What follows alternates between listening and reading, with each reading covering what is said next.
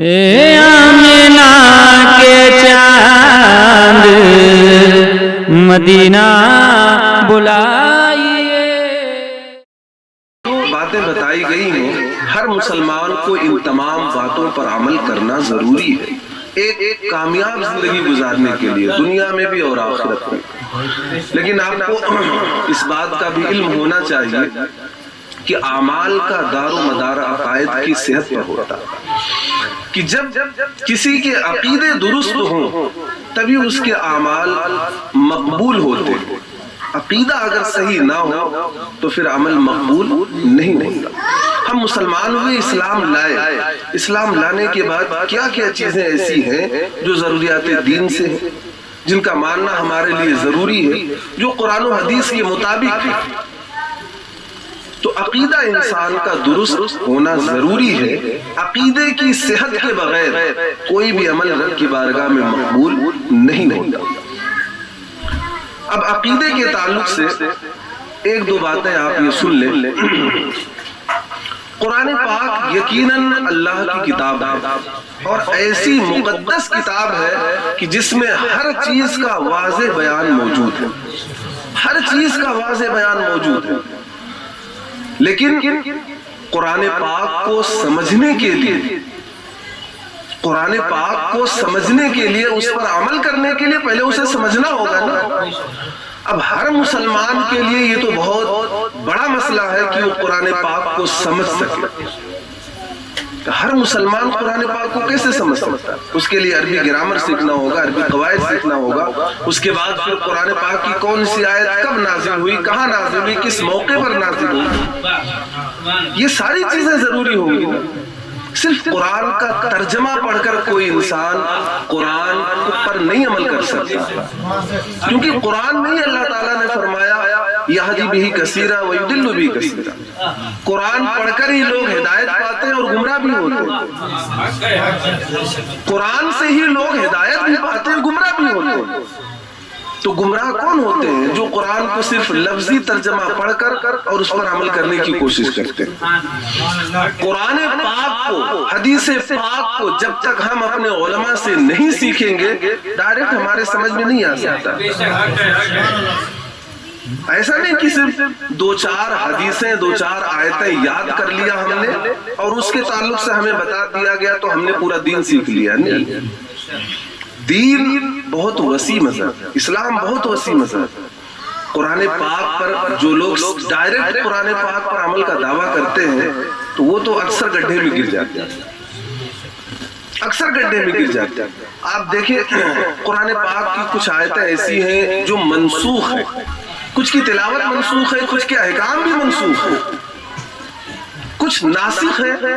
اسی طریقے سے حدیث پاک میں بھی ہے، پہلے یہ حکم ہوا اس کے بعد یہ حکم ہوا. حدیث پاک میں اگر آپ دیکھیں صرف ایک عبادت کا مسئلہ دیکھیں، نماز کا. حدیث پاک میں یہ بھی ہے کہ حضور صلی اللہ تعالیٰ علیہ وسلم نے رفع یدین کیا ہے اور یہ بھی ہے کہ حضور نے رفع یدین نہیں کیا. دونوں ہیں. یہ بھی ہے کہ حضور صلی اللہ تعالیٰ علیہ وسلم نے ناف کے نیچے ہاتھ باندھا، یہ بھی ہے کہ سینے پہ ہاتھ باندھا. دونوں ہیں.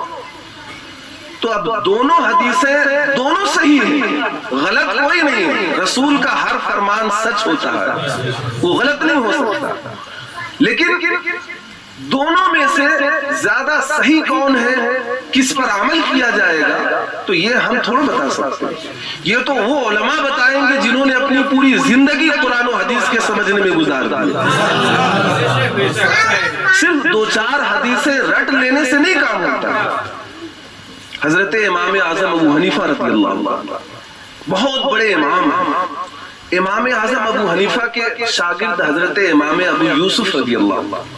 امام ابو یوسف کا ایک واقعہ میں آپ کو بیان کروں جس سے آپ کو یہ سمجھ میں آئے گا کہ ہمارے ائمہ نے، ہمارے علماء نے کتنی محنت کیا اور ہمیں آج قرآن و حدیث پر عمل کرنا جو اتنا آسان ہو گیا ہے، یہ ان علماء کرام کی دین ہے جنہوں نے قرآن و حدیث سے مسائل نکال دیے، ہمیں صرف عمل کرنا. امام ابو یوسف رضی اللہ تعالیٰ عنہ ایک بار حضرت امام شافعی کے یہاں مہمان بن کے گئے. اور امام شافعی کے استاد بھی ہیں امام ابی یوسف. جب گئے تو امام شافعی رضی اللہ تعالیٰ عنہ نے ان کی تکریم کی، عزت افزائی کی، اور پھر سونے کے لیے بستر لگا اور بستر کے پاس ایک لوٹا پانی رکھ دیا کہ حضرت اٹھیں گے رات میں وضو کریں گے، تہجد پڑھیں گے، تسبیح وغیرہ پڑھیں گے، اور امام شافعی بغل میں ہی سو. اب تھوڑی دیر آرام کرنے کے بعد امام شافعی اٹھ جاتے ہیں اور اٹھ کر تہجد پڑھتے ہیں، اس کے بعد نوافل ادا کرتے ہیں. امام ابی یوسف بستر پہ لیٹے ہوئے. اس کے بعد فجر کا وقت ہو گیا، امام ابی یوسف بستر پہ لیٹے، فجر کا وقت ہو گیا، فجر کی نماز کے لیے اٹھے. اس کے بعد نماز پڑھی، اس کے بعد معمول کے مطابق جو تسبیح تھی، جو ذکر و اذکار تھا وہ کیا. تو امام شافعی نے پوچھا حضور آپ مسلمانوں کے اتنے بڑے امام ہیں.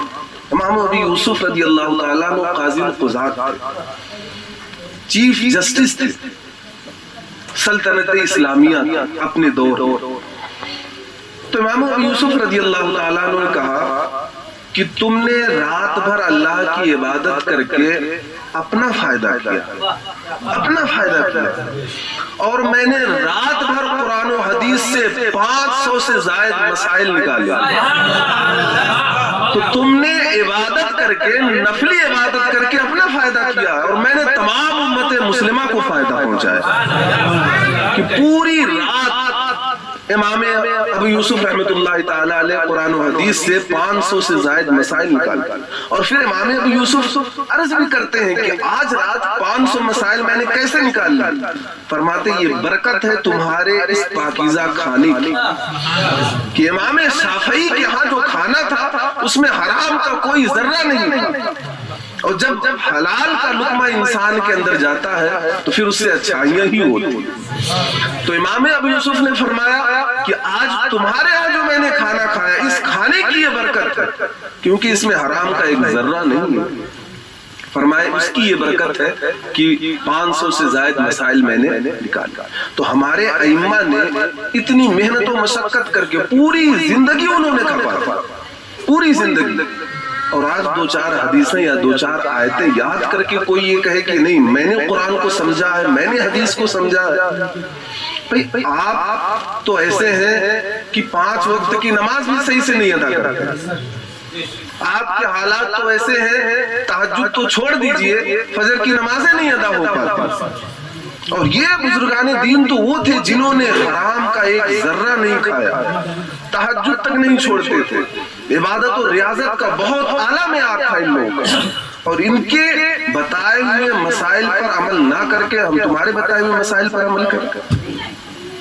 اس لیے قرآن و حدیث پر صحیح معنوں میں عمل اسی وقت ہوگا جب ہم اپنے بزرگان دین کے بتائے ہوئے مسائل پر عمل کریں. انہوں نے قرآن و حدیث سے مسائل نکالے اور انہوں نے ہمارے لیے اس پر عمل کرنا بالکل آسان بنا دیا. آج کل تو یہ ٹرینڈ چل گیا ہے نا کہ کسی عالم کے پاس جا کے کیا سیکھنا، میں ڈائریکٹ قرآن پڑھ لیتا ہوں، ڈائریکٹ حدیث پڑھ لیتا ہوں. پڑھنا یہ کوئی کمال نہیں ہے، پڑھنا کمال نہیں ہے. قرآن پاک علم کا سمندر ہے، حدیث پاک میں بھی علم کا سمندر ہے. اس سمندر میں غوطہ وہی لگاتا ہے جو اس کا ماہر ہوگا. صرف عربی لینگویج جان لینے سے اور اس کا ترجمہ پڑھ لینے سے کوئی عالم دین نہیں بن جاتا. آج کل جسے 2-4 حدیثیں یاد ہو گئی رفع یدین کے تعلق سے، زور سے آمین کہنے کے تعلق سے، سینے کے اوپر ہاتھ باندھنے کے تعلق سے 2-4 حدیثیں یاد ہیں تو اپنے آپ کو محدث سمجھنے لگے. محدث مطلب ان کا علم حدیث یہ ہے. اور جو ہمارے محدثین گزرے ان کے علم پر اعتبار نہ کر کے ہم آپ کے علم پر کیوں اعتبار؟ اور پھر وہی مسئلہ ہوتا ہے کہ آپ امام اعظم کی کیوں مانتے ہیں، ان کی تقلید کیوں کرتے ہیں، فلاں کی تقلید کیوں کرتے ہیں. ڈائریکٹ اللہ کی تقلید کرو، ڈائریکٹ رسول کی تقلید کرو، یہی کہتے ہیں. لیکن اگر دیکھا جائے تو وہ بھی تقلید کرتے ہیں، تقلید وہ بھی کرتے ہیں، اور ہم لوگوں سے زیادہ وہ تقلید کرتے ہیں، ہم سے زیادہ وہ تقلید کرتے ہیں.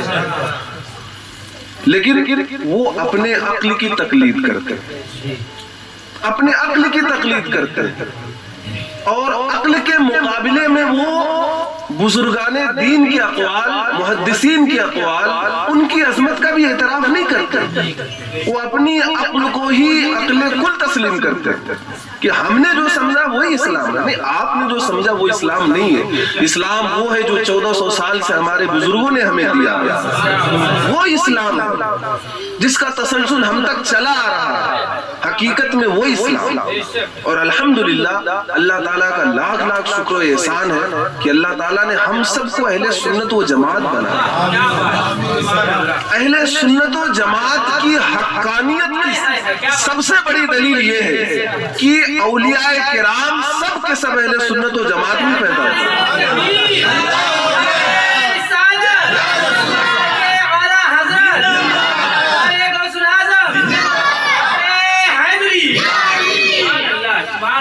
یہ اہل سنت و جماعت کی حقانیت کی بہت بڑی دلیل ہے کہ اللہ کے جتنے ولی پیدا ہوئے ہیں سب اہل سنت و جماعت میں پیدا ہوئے۔ کسی دوسری جماعت میں آپ کوئی ولی دکھا دیں، کوئی ولی نہیں ملے گا۔ تو اولیاء کرام کا ہماری جماعت میں ہونا یہ ہمارے عقائد کی صحت کی دلیل ہے، اہل سنت و جماعت کی حقانیت کی دلیل ہے۔ اس لیے اس پر غور کرنے کی ضرورت ہے۔ بندے کو اپنی عقل کو ہی سب کچھ نہیں سمجھنا چاہیے۔ بھائی حضور صلی اللہ تعالیٰ علیہ وسلم نے حدیث پاک میں ارشاد فرمایا میری امت گمراہی پر متفق نہیں ہو سکتی، میری امت گمراہی پر متفق نہیں ہو سکتی، یہ حدیث پاک میں حضور نے فرمایا۔ اب امت 1450 سال سے جن مسائل پر عمل پیرا ہے، آج 1400 سال کے بعد کوئی بندہ اٹھ کے کھڑا ہوتا ہے نہیں وہ شرک ہے، وہ بدعت ہے، وہ گمراہی ہے۔ مطلب 1400 سال کے مسلمانوں کو آپ نے مشرک قرار دے دیا اور آپ ایک موحد ہو گئے، ایک توحید کے علمبردار ہو گئے۔ اصل میں یہ توحید کے نام پر توہین رسالت کرتے ہیں، توحید کے نام پر اولیاء کرام کی توہین کرتے ہیں، آر توحید کا لیتے ہیں، مگر حقیقت میں یہ اہانت رسول کے بھی مرتکب ہے، اہانت اولیاء کے بھی مرتکب ہے۔ توحید کا آر اس لیے لیتے ہیں تاکہ لوگ ہمیں سمجھ نہ پائے، اس لیے توحید کا آڑ لیتے ہیں، لیکن حقیقت یہ ہے کہ توحید کے آڑ میں یہ نبوت کے بھی توہین کے مرتکب ہیں اور اولیاء کرام کی شان کے بھی توہین کے مرتکب ہیں۔ لہٰذا ہمارا تو یہ عقیدہ ہونا چاہیے ہم مسلمانوں کا کہ ہمارے بزرگوں نے جو ہمیں عقیدہ دیا ہے وہی عقیدہ درست، اور یہ وہ عقیدہ ہے جو قرآن و حدیث سے اللہ کے بزرگوں نے، اللہ کے ولیوں نے ہمیں دیا، قرآن و حدیث سے دیا۔ عقیدے کے معاملے میں بالکل کوئی بھی سمجھوتا نہیں ہونا چاہیے۔ لہٰذا عقیدہ درست رہے گا تو انشاءاللہ تبارک و تعالی ہمارے ہر عمل اللہ کی بارگاہ میں مقبول ہو، بلکہ عمل پر ثواب اسی وقت ملے گا جب عقیدہ درست ہوگا۔ اور عقیدے کے تعلق سے آپ اس کو باندھ لیں اچھے طریقے سے کہ اولیاء کرام جس عقیدے پر ہیں مجھے بھی اسی عقیدے پر رہنا، اسے باندھ لیں۔ یہ اولیاء کرام کا ہماری جماعت میں ہونا اور ہمارا ان کے عقیدے پر ہونا یہ ہمارے حقانیت کی بہت بڑی دلیل ہے، بہت بڑی دلیل ہے۔ غوث پاک رضی اللہ تعالیٰ عنہ، خواجہ غریب نواز رضی اللہ تعالیٰ عنہ، یا اسی طریقے سے دیگر اولیاء کرام ہیں جن کا ہم نام لیتے ہیں، جن کو ہم مانتے ہیں، ہم مانتے اسی لیے ہیں کہ یہ اللہ کے ولی ہیں، یہ اللہ کے دوست ہیں۔ اور اللہ تبارک و تعالیٰ نے اولیاء کرام کے تعلق سے بس آخری بات آپ سماعت کرنا، اولیاء کرام کے تعلق سے حدیث قدسی میں اللہ تبارک و تعالیٰ نے ارشاد فرمایا جس نے میرے ولی سے دشمنی کیا اس نے میرے ساتھ جنگ کا اعلان کیا، من عاد علی ولیا فقد آذنتہ بالحرب، یہ حدیث پاک کے الفاظ۔ اللہ تعالیٰ نے فرمایا جس نے میرے کسی ولی سے دشمنی رکھا اس نے مجھ سے اعلان جنگ کیا، اور یہ بخاری کی حدیث۔ اچھا یہ حدیثیں ان کو نظر نہیں آتی، آپ تعجب کریں قرآن پاک اگر آپ پڑھیں، حدیث پاک پڑھیں، حضور صلی اللہ تعالیٰ علیہ وسلم کی کتنے زیادہ فضائل بیان کیے گئے ہیں، لیکن فضیلت رسول پر کبھی آپ نے ان کو بیان کرتے ہوئے نہیں دیکھا ہوگا۔ اولیاء کرام کے تعلق سے قرآن پاک میں اگر آپ دیکھیں تو کتنی آیتیں ہیں، آیتوں کے نام اللہ نے اولیاء کرام کے نام پہ رکھے ہیں۔ سورہ مریم، حضرت مریم اللہ کی ولیہ، سورہ لقمان، حضرت لقمان رضی اللہ تعالیٰ عنہ اللہ کے ولی ہیں۔ سورہ کہف، یا صحابہ کہف کون تھے؟ نبی نہیں تھے نا، یہ تو اللہ کے ولی تھے۔ اولیاء کرام کے نام پر اللہ نے اپنے کلام پاک میں سورتوں کے نام رکھے، اور جگہ جگہ اولیاء کرام کے مقام و مرتبے کو بیان فرمایا۔ حدیث قدسی میں اللہ تعالیٰ نے فرمایا، جس نے میرے ولی سے دشمنی رکھا تو اس نے مجھ سے جنگ کا اعلان کیا۔ لہذا اولیاء کرام سے جس کے دل میں عداوت ہوگی، کبھی بھی اس دل میں اللہ کی توحید نہیں ہو سکتی۔ وہ تو اللہ سے جنگ کا اعلان کر رہا ہے۔ بھائی میں اگر آپ سے جنگ کا اعلان کروں، جنگ کروں، تو میری کیا خواہش ہوگی کہ میں آپ کی قیمتی چیز کو تباہ و برباد کروں، یہی تو ہوگی نا۔ جو شخص اللہ سے جنگ کا اعلان کرتا ہے تو اللہ تبارک و تعالیٰ اس کی کس چیز کو تباہ و برباد کرے گا؟ جو سب سے قیمتی ہوگی، اور سب سے قیمتی کیا ہے؟ ایمان ہو، تو اس کا ایمان تباہ و برباد ہو جائے گا جو اللہ سے دشمنی رکھے گا۔ لہٰذا اللہ کے نیک بندوں سے، اللہ کے ولیوں سے دشمنی ہرگز نہ رکھے، اور جو شخص دشمنی رکھتا ہے کبھی بھی اس کے عقیدے پر نہ رکھے، بلکہ ہم سب کو چاہیے کہ ہم سب اللہ اور اس کے رسول سے محبت کرے، اللہ کے ولیوں سے محبت کرے، اللہ کے نیک بندوں سے محبت کرے، اور پھر اس کے بعد اللہ اور رسول کے بتائے ہوئے تمام قانون پر، تمام طریقوں پر عمل کرنے کی کوشش کریں۔ اللہ تعالی ہم سب کو ان تمام باتوں پر عمل کی توفیق عطا فرمائے۔ وما علینا الا البلاغ۔